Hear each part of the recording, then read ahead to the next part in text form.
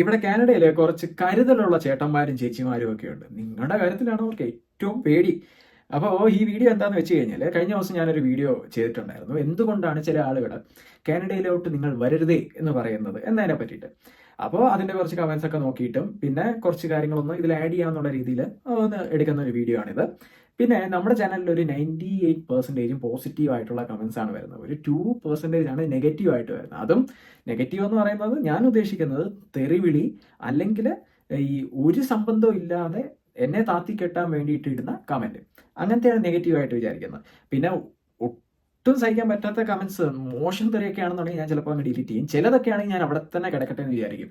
അവൻ്റെയൊക്കെ എന്താ വളർത്തുദോഷവും അവൻ്റെയൊക്കെ അന്തസ്സും ബാക്കിയുള്ളവരും കണ്ടോട്ടെ, നമുക്കെന്താ, അവൻ്റെ ഇതല്ലേ, അവൻ അങ്ങനെയുള്ള ആൾക്കാരാണ്, ആളുകൾ അറിയട്ടെ ഇങ്ങനെയുള്ള ആളുകളുണ്ടെന്ന്, അതുകൊണ്ട് അങ്ങനെ തന്നെ അവിടെ കിടക്കട്ടെ എന്ന് വയ്ക്കും.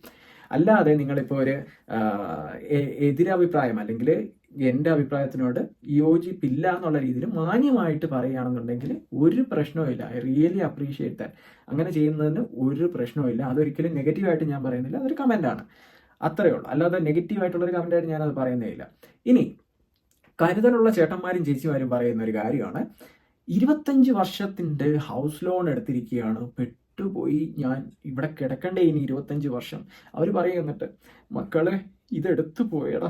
അത് ഇങ്ങനെ എടുത്തു പോവുക, ഇങ്ങനെ ബുക്ക് എടുക്കുന്ന പോലെ ലോൺ എടുക്കുന്ന ഒരു ബുക്ക് അങ്ങ് എടുത്തു. ലൈബ്രറിയിൽ നിന്ന് ബുക്ക് എന്താ നമ്മൾ ഇതെടുക്കത്തില്ലേ, ഒരു 2 ദിവസത്തേക്ക് എടുത്തിട്ട് പേയ്മെന്റ് കൊടുക്കുന്ന പോലെ അങ്ങനെ അങ്ങ് എടുക്കുക ഹൗസ് ലോൺ. എന്നിട്ട് അങ്ങ് പെട്ടുപോയി 25 വർഷത്തേക്ക്. എന്നിട്ട് പറയും, ഞാനോ പെട്ടു, നിങ്ങൾ പെടല്ലേ, ഈ ലോൺ അടച്ചു കഴിഞ്ഞാൽ ഞാൻ പോകും. പക്ഷെ ഞാൻ പോകില്ല. ഇങ്ങനെയാണ്. എന്നിട്ട് ഇവരായിട്ട് പോയി ലോൺ എടുത്തിട്ട് ഇവരെ കൊണ്ട് അത് അടയ്ക്കാൻ പറ്റുന്നില്ല, അല്ലെങ്കിൽ ഭയങ്കര ബുദ്ധിമുട്ടാണ്, സ്ട്രഗിൾ ആണ് എന്നുണ്ടെങ്കിൽ അത് അവരുടെ തന്നെ മിസ്റ്റേക്ക് അല്ലേ? അല്ലാതെ ഈ വരുന്നവരുടെയോ അല്ലെങ്കിൽ ഈ രാജ്യത്തിൻ്റെയോ ഒന്നും മിസ്റ്റേക്ക് ആണോ? അവരുടെ തന്നെ മിസ്റ്റേക്ക് അല്ലേ? അവരല്ലേ പോയി അതെടുത്തത്. ആരെങ്കിലും പറഞ്ഞു അതെടുത്താൽ ഓക്കെ, ഇവർ അല്ലെങ്കിൽ ആരെങ്കിലും പറഞ്ഞാൽ തന്നെ അതെടുക്കണോ? അവർക്കൊരു ബുദ്ധിയില്ലേ, അവരല്ലേ ആ പേയ്മെന്റ് ഒക്കെ ചെയ്യുന്നത്. ഓക്കെ, ഇനി ഒരു എക്സാമ്പിൾ പറയും. ഞാനിപ്പോൾ വർക്ക് പെർമിറ്റിലാണല്ലോ. അപ്പോൾ എൻ്റെ അടുത്ത് കുറേ പേര് ചോദിച്ചു, ബ്രോ ഈ വണ്ടിയൊക്കെ മാറ്റിയിട്ട് വേറെ വണ്ടിയൊക്കെ എടുക്കുക, ബെൻസും BM-ഉം വോൾവോയും ഒക്കെ എടുക്കുക, സെറ്റല്ലേ? അപ്പോൾ എൻ്റെ ഇൻകം ഇതാന്ന് ഇരിക്കട്ടെ, അപ്പോൾ ഈ കാറിൻ്റെ തന്നെ ഇൻകം ഇത്രയും വരും, ബാക്കി ഇനി എൻ്റെ ഫുഡും കാര്യങ്ങളും ഒക്കെ ഉണ്ട്, അതപ്പോൾ അങ്ങ് പോകും. അപ്പോൾ ഞാനതൊന്നും ആലോചിക്കാതെ ഒരു 2-3 മാസത്തേക്കുള്ള എങ്ങനെയെങ്കിലുമൊക്കെ സെറ്റ് ചെയ്തിട്ട് അങ്ങ് വാങ്ങാം. എന്നിട്ട് 2-3 മാസം കഴിയുമ്പോൾ എല്ലാം അങ്ങ് ശരിയാവും എന്ന് വിചാരിച്ചു കഴിഞ്ഞാൽ എല്ലാം ശരിയാവും. നമുക്ക് അതിനുള്ള ഇൻകവും കാര്യങ്ങളും ഇല്ലാന്നുണ്ടെങ്കിൽ ആരടക്കും ഇത്? ഇവരുടെ വാക്ക് കേട്ടിട്ട് ഞാൻ എടുത്തിട്ട് എനിക്ക് പറയാൻ പറ്റുമോ? അവർ പറഞ്ഞു, അവരാണോ കുറ്റക്കാർ? ഞാൻ തന്നെയല്ലേ അതിൻ്റെ കാര്യങ്ങളെല്ലാം ചെയ്ത്, ഞാൻ തന്നെയല്ലേ ഇനി പൈസ അടയ്ക്കാൻ വേണ്ടി പോകുന്നത്. അപ്പോൾ ഞാൻ തന്നെയല്ല കുറ്റക്കാരൻ. അല്ലാതെ ഞാനതെടുത്തിട്ട് അയ്യോ ഇവിടെ ഇത്രയൊക്കെയാണ് പൈസ വരുന്നത്, ഇതൊക്കെയാണ് വരുന്നത്, ഈ രാജ്യം പോരാ, എനിക്ക് പറ്റില്ല, ഈ രാജ്യം ഇങ്ങനെയാണ്, എനിക്ക് സഹിക്കുന്നില്ല ഈ രാജ്യം, കാരണം ഈ രാജ്യം എന്നെ ഇങ്ങനെ ആക്കിയെന്ന് പറയാൻ പറ്റുമോ? അതെവിടുത്തെ ന്യായമായിട്ട് വരും? ഇനി വരാൻ നിൽക്കുന്നവരെല്ലാം നിങ്ങളെ പോലെ ആണോന്ന് എന്താ ഇത്ര ഉറപ്പ്? അവർ എത്ര പേര് ഇവിടെ വാടകയ്ക്ക് നിൽക്കുന്നത്, വാടകയ്ക്ക് എന്നിട്ട് സുഖമായിട്ട് ജീവിക്കുന്ന എത്ര പേരുണ്ട്?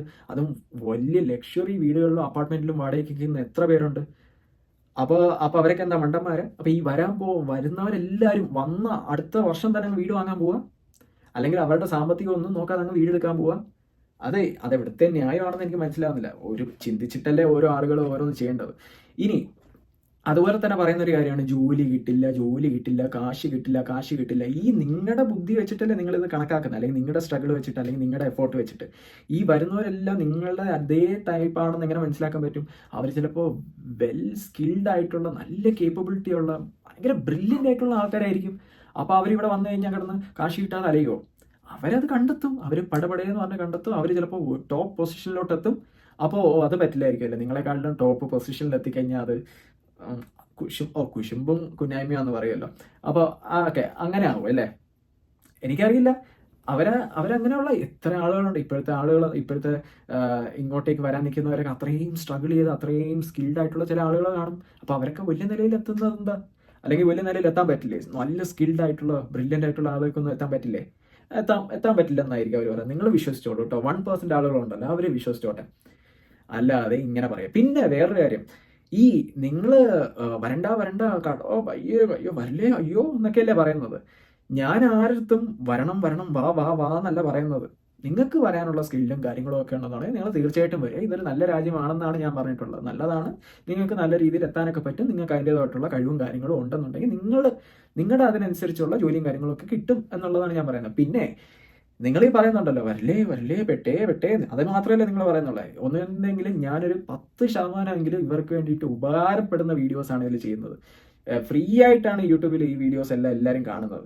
എന്തിനെയൊക്കെ പറ്റിയിട്ട് നമ്മൾ ചെയ്തിട്ടുണ്ട്, ഇവിടുത്തെ പാർട്ട് ടൈമിനെ പറ്റിയിട്ടും ഇവിടുത്തെ സ്റ്റഡീസിനെ പറ്റിയിട്ടും ഇവിടുത്തെ കോഴ്സസ്, എത്ര കോഴ്സസ് ഞാൻ ഇൻ ഡീറ്റെയിൽഡ് ആയിട്ട് എക്സ്പ്ലെയിൻ ചെയ്തിട്ടുണ്ട്. പഠിച്ച് ഫ്രഷറായിട്ട് ഇറങ്ങി വന്ന ഒരാളെ പിടിച്ചിരുത്തി എന്തെന്നെ സബ്ജക്ട്സ് ഉണ്ട്, ഏതൊക്കെയാണ് പാടായിട്ട്, ഏതൊക്കെയാണ് ഈസി ആയിട്ട് തോന്നിയത്, ക്ലാസ്സിൽ എത്ര പേര് തോറ്റു, എങ്ങനെ ഉണ്ടായിരുന്നു ഓവറോൾ, ഇതെല്ലാ കാര്യങ്ങളും ഡീറ്റെയിൽഡ് ആയിട്ട് ഞാൻ ചെയ്യുന്നുണ്ട്. അത് എത്രയൊക്കെ courses, digital marketing, IBM, supply chain management, culinary management തുടങ്ങി അത് ചെയ്യുന്നു. ബാക്കി ഇവിടുത്തെ സ്ഥലങ്ങൾ കാണിക്കുന്നു, ഇവിടുത്തെ രീതികൾ കാണിക്കുന്നു, ഇവിടെ എങ്ങനെയാണ് നമ്മൾ വർക്ക് എക്സ്പീരിയൻസസ് പറയുന്നു, അല്ലെങ്കിൽ എംപ്ലോയീസ് എങ്ങനെയാണ് പെരുമാറുന്നത്, അല്ലെങ്കിൽ എംപ്ലോയർ എങ്ങനെയാണ് പെരുമാറുന്നത്, ഇതെല്ലാം പറയുന്നു.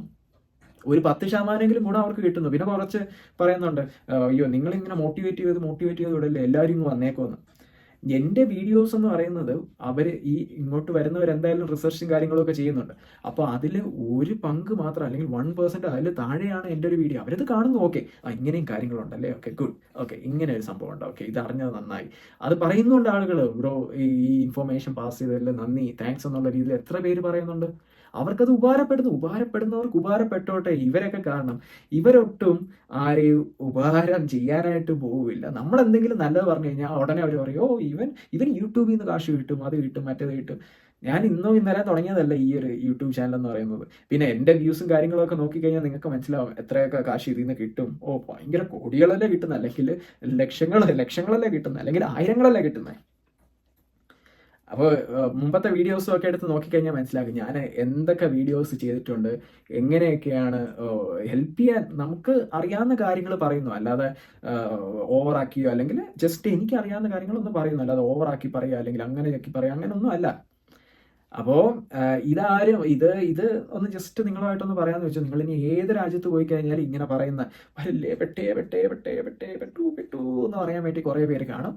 നിങ്ങൾ തീരുമാനിക്കാം, നിങ്ങൾക്ക് അതിനുള്ള സ്കില്ലും കേപ്പബിലിറ്റീസും ആ ഒരു സാമ്പത്തികമായിട്ടും ഒക്കെ ഒത്ത് വരികയാണെന്നുണ്ടെങ്കിൽ തീർച്ചയായിട്ടും പോവാന്നേ. ഇതൊക്കെ ഒരു ലൈഫല്ലേ ഉള്ളൂ. നിങ്ങൾ പോവുക, ഇവിടെ ശരിയാവുന്നില്ല എന്നുണ്ടെങ്കിൽ അടുത്ത ഒരു സ്ഥലത്തേക്ക് പോവുക, അല്ലെങ്കിൽ നാട്ടിലോട്ട് പോവുക. അത് നമ്മളിവിടെ വന്നു എന്ന് വെച്ച് ജീവിതകാലം മുഴുവൻ ഇവിടെ അങ്ങ് നിൽക്കും എന്ന് ആർക്കും ഉറപ്പൊന്നും കൊടുത്തിട്ടില്ലല്ലോ. ചിലപ്പോൾ തിരിച്ചു പോകേണ്ടി വരും, ചിലപ്പോൾ വേറൊരു സ്ഥലത്തേക്ക് പോകേണ്ടി വരും, അതൊന്നും ആർക്കും പറയാൻ പറ്റില്ലല്ലോ. പിന്നെ മനുഷ്യന്റെ കാര്യം, ഇന്ന് കാണുന്ന ഒരാൾ നാളെ തന്നെ ഉണ്ടോ എന്ന് ആർക്കെങ്കിലും പറയാൻ പറ്റുമോ? അത്രയൊക്കെ ഉള്ളൂ. അപ്പോൾ വെറുതെ ഉള്ള സമയത്തെങ്കിലും വരല്ലേ കഞ്ഞി കുടിക്കാനില്ലേ എന്നൊന്നും. കഞ്ഞി പിന്നെ കുടിക്കാനില്ല കേട്ടോ. കാരണം ആരും ഇവിടെ കഞ്ഞി കുടിക്കുന്നത്, ആരും കഞ്ഞി കുടിക്കാറില്ല ഇവിടെയൊക്കെ ബിരിയാണിയും മറ്റേ പൊറോട്ടയും മറ്റേതും മപ്പാസും ക്വിപ്പാസും അതും ഇതുമൊക്കെ അല്ലേ. ജസ്റ്റ് ഒരു ഇതായിട്ട് എടുക്കുക. നിങ്ങൾ ഈ കാര്യങ്ങളൊന്ന് പറയണമെന്ന് തോന്നി, അതുകൊണ്ട് ജസ്റ്റ് ഒന്ന് പറഞ്ഞു. പിന്നെ ഒരു കാര്യം കൂടെ പറയാം. ചിലർ പറഞ്ഞു സിംഗിളായിട്ട് വരുന്നതാണ് നല്ലത്, അല്ലെങ്കിൽ ഡിപ്പെൻഡൻ്റ് ആയിട്ട് വരുന്നതാണ് നല്ലത്, അല്ലെങ്കിൽ PR കിട്ടി വന്നിട്ടും കാര്യമില്ല, അല്ലെങ്കിൽ സ്റ്റുഡൻ്റ് ആയിട്ട് വന്നിട്ടും കാര്യമില്ല എന്നൊക്കെ പറയുന്നുണ്ട്. ഇതൊക്കെ ഡിപ്പെൻഡ് ചെയ്തിരിക്കുമെന്നേ.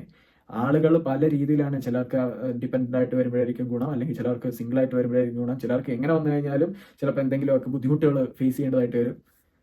ഡിപ്പെൻസ്, ആളുകളെ ഡിപ്പെൻഡ് ചെയ്താണ് അതിരിക്കുന്നത്. അല്ലാതെ സിംഗിളായിട്ട് വന്നിട്ട് പ്രശ്നമൊന്നുമില്ലാതെ അടിച്ചു പൊളിച്ചിരിക്കുന്നവരെ അറിയാം, ഡിപ്പെൻഡൻ്റ് ആയിട്ട് വന്നിട്ട് പ്രശ്നങ്ങളൊന്നുമില്ലാതെ അടിച്ചു പൊളിച്ചിരിക്കുന്നവരെ അറിയാം. എന്നാൽ ഇങ്ങനെയൊക്കെ വന്നിട്ട് വേറെ കാരണങ്ങൾ കൊണ്ട് കുളമായി പോകുന്നവരെ നമുക്കറിയാം.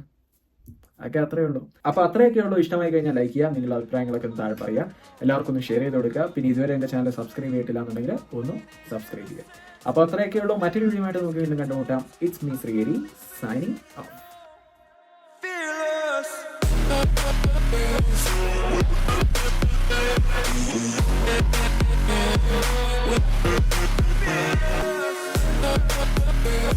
back.